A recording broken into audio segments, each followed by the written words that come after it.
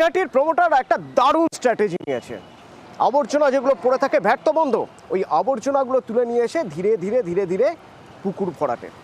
28 নম্বর ওয়ার্ডের আগেও একবার এরকম ঘটনা ঘটেছিল, আমরা দেখিয়েছিলাম সে খবর। তারপর সেই পুকুর ভরাট বন্ধ হয়েছে। সেই 28 নম্বর ওয়ার্ডে আবার একবার আবর্জনা দিয়ে পুকুর ভরাটের অভিযোগ উঠলো। সুবীর প্রতিনিধি আমার সঙ্গে সরাসরি রয়েছে। সুবীর, এই অভিযোগ এই ওয়ার্ড থেকে আগে উঠেছিল, তারপরেও মানুষ সতর্ক হচ্ছে না, তারপরেও সাহস কি করে হয় একইভাবে পুকুর ভরাটের?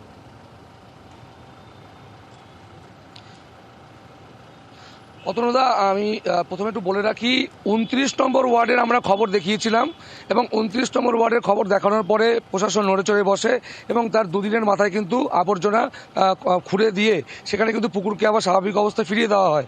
তারপরে ঠিক 29 নম্বর ওয়ার্ডের একদম পার্শ্ববর্তী ওয়ার্ড 28 নম্বর ওয়ার্ড, এই 28 নম্বর ওয়ার্ডের ওঙ্কার পার্ক এলাকাতে এইভাবেই কিন্তু আবর্জনা ফেলে দীর্ঘদিন ধরে কিন্তু জলাশয় জায়গা ভরাট করা হচ্ছে। আমরা প্রশ্ন করেছিলাম যিনি পৌরসভার আধিকারিক রয়েছেন, পুর পরিষদ সদস্য সোমনাথ দেকে, তিনি বলেছেন এরকম কোনো অভিযোগ এলাকার লোকজন করেননি। যদি এরকম ধরনের কোনো ঘটনা ঘটে তারা কিন্তু পৌরসভাগতভাবে ব্যবস্থা নেবে।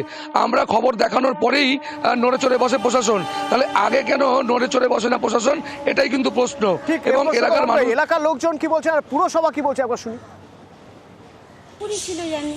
আচ্ছা, কতদিন ধরে ছিল পুকুরটা? আমরা তো ছোট থেকেই দেখেছিলাম। তারপর কি হলো? তারপরে তো পুকুরটা অনেকের কারো ভাগটাক ছিল এসব বোধহয়, পরে ক্লাব কি করেছে আমি সঠিক বলতে পারবো না। এখন কি দেখতে পাচ্ছেন? এখন তো এই যে মাঠ হয়েছে আর ওইখানে ময়লা ফেলে ওখানটা বোঝানো হবে। আচ্ছা,